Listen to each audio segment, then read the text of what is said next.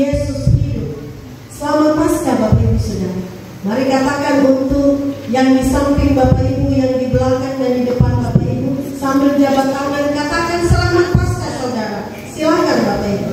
Katakan selamat Paskah Saudara. Tuhan sudah bangkit. Selamat Paskah.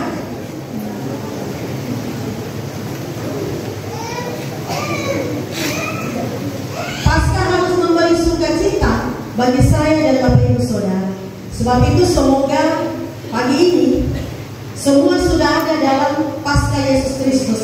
Jangan sampai ada yang masih di Taman Getsemani. Bapak Ibu tahu kalau masih di Taman Getsemani itu mata berat dan mengantuk, tertidur. Jemaat yang dikasihi Tuhan, Paskah memberi harapan baru. Malaikat menyampaikan kabar bahwa Yesus yang disalibkan itu sudah bangkit. Para perempuan diminta untuk melihat sendiri tempat di mana Yesus dibaringkan.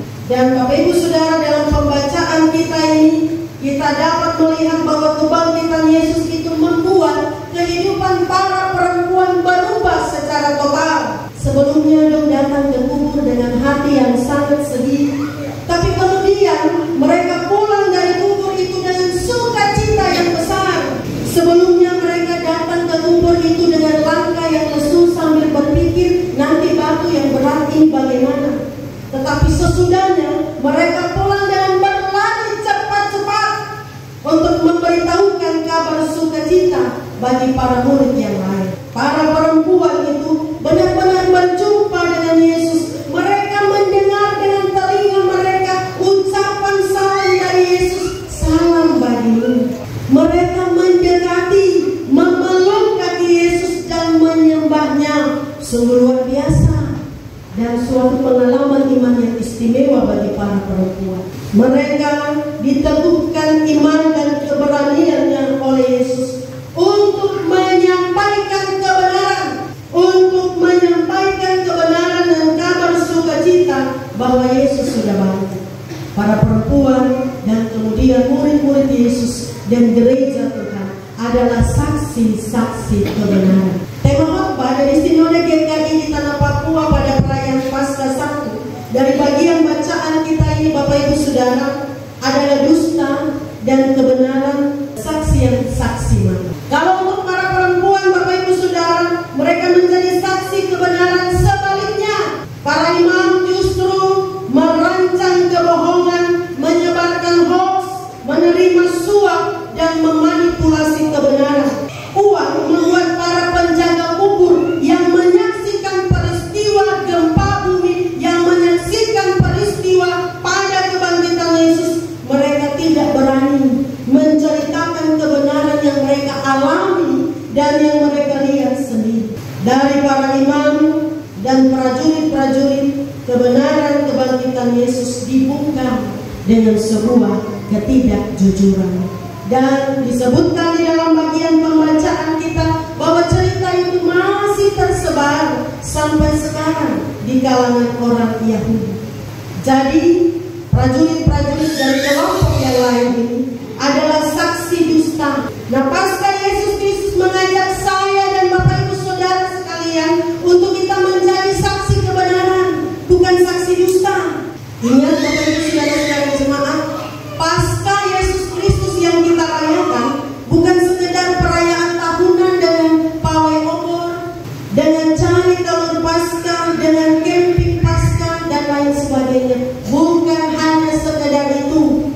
Paskah Yesus Kristus adalah sebuah kemenangan iman bagi saya dan bagi Bapak Ibu Saudara. Yesus sudah mati untuk menebus kita, dan Ia tidak mati selama-lamanya, tetapi Ia hidup, Ia bangkit, Ia Tuhan yang hidup. Karena itu, mari kita memberi makna terhadap Paskah Yesus Kristus dengan menjadi saksi kebenaran. Tinggal di dalam Yesus, mengimani Kristus yang bangkit, dan yang kita tunjukkan dalam hidup kita adalah kebenaran, bukan ketidakjujuran. Jangan kompromi dengan dosa Bapak Ibu Saudara. Lawan hoax, hentikan gosip, sebab gosip itu gampang beredar sekali. Tema Paskah tahun 2023 yang dikeluarkan oleh PGI adalah Ia mendahului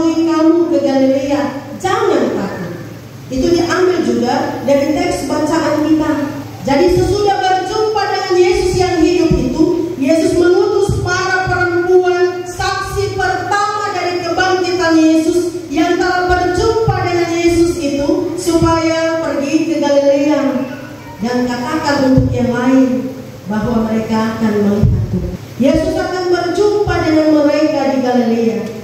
Mengapa Galilea? Di Galilea lah Yesus memulai pelayanannya.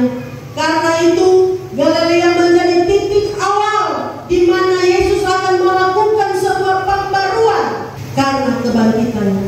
Pembaruan dari Kristus yang bangkit. Sama seperti Waropen.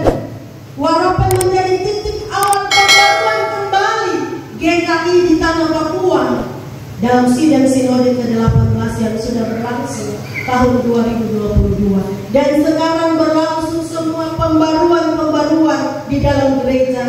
Termasuk misalnya Bapak Ibu melihat lilin yang ada di depan ini, menorah namanya, 7 kaki dian, ada 7 lilin yang dinyalakan sepanjang tahun pelayanan 7 itu berbeda dari yang biasanya. Ada banyak pembaruan yang akan berlangsung di dalam gereja, tanda bahwa gereja ini mau dibarui oleh Kristus yang sudah bangkit. Dan itu berarti orang Waropen juga harus mengalami pembaruan. Pesan Yesus untuk para murid, untuk para perempuan, jangan takut. Yesus mendahului ke Galilea. Jadi Yesus juga ada di depan kita, mendahului perjalanan kehidupan kita. Situasi-situasi ke depan yang tidak kita ketahui, Yesus lebih dahulu tahu. Ia memimpin hidup kita. Yesus ada di depan kita untuk menyambut dan meneguhkan kita, sehingga saya, Bapak Ibu Saudara, kita kuat, kita tetap ada dalam kemenangan Kristus, kita tegar bahkan menghadapi pergumulan-pergumulan yang sulit dalam hidup kita masing-masing. Saya, Bapak Ibu Saudara-saudara, setiap orang yang datang ini pasti punya pergumulan masing-masing, punya salib masing-masing. Tetapi Tuhan yang bangkit itu berkata, jangan kamu takut.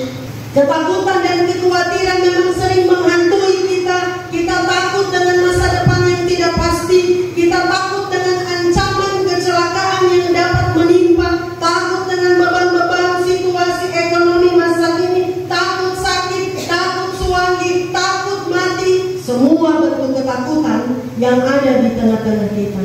Ingat Bapak Ibu Saudara-saudara, Kristus sudah bangkit dan Kristus mengubah ketakutan kita. Jadi yang masih ada dalam ketakutan belum mengalami Paskah Yesus Kristus. Berita Paskah memberi kemenangan bagi saya, Bapak Ibu Saudara. Sebab Yesus hidup, maka ada hari esok. Sebab Yesus hidup, kita tidak perlu takut. Karena Yesus yang pegang hari esok kita. Karena kebangkitan Yesus membuat hidup saya dan Bapak Ibu Saudara menjadi berarti. Jadi mari kita menyambut Paskah dan merayakannya dengan sukacita dan terus giat bekerja bagi kemuliaan Tuhan dalam profesi kita masing-masing, dalam pelayanan kita. Hari ini, saat ini, ada satu keluarga yang membawa anak kekasih untuk dimeteraikan Tuhan melalui sakramen pembaptisan. Kita percaya bahwa Tuhan mendahului, Tuhan menyertai perjalanan hidup anak kekasih. Maka keluarga juga jemaat sekalian meski berkomitmen untuk mendidik anak ini dalam pengenalan tentang Tuhan, supaya kelak anak ini akan mengaku dengan mulutnya sendiri ketika diteguhkan sebagai anggota sini jemaat nanti, mengaku bahwa Yesus adalah Tuhan dan setia mengikuti Yesus sampai akhir. Kita juga mesti mengajar anak ini supaya ia menghargai pembaptisan yang akan diterimanya. Sebab Bapak Ibu Saudara-saudara, baptisan itu hanya satu kali untuk selama-lamanya. Sama seperti Kristus hanya mati satu kali untuk selama-lamanya. Jangan salibkan Yesus untuk kedua kali. Jangan hujat nama Allah dengan pembaptisan ulang di atas dasar nama yang sama. Yesus adalah kekuatan kita. Berbahagialah kita yang mengimani Yesus yang sudah bangkit. Mari kita kabarkan, bagikan berita sukacita bagi semua orang yang mungkin masih ada di Taman Getsemani. Padahal Yesus sudah bangkit, tapi masih tidur dengan lelap. Kabarkan bahwa Kristus sudah bangkit. Dia hidup, Dia menyertai kita di masa depan kita. Ia memberkati hidup kita. Ia mengubah ketakutan menjadi sukacita. Selamat merayakan Paskah Bapak Ibu Saudara sekalian, Tuhan memberkati kita dengan firman. Amin.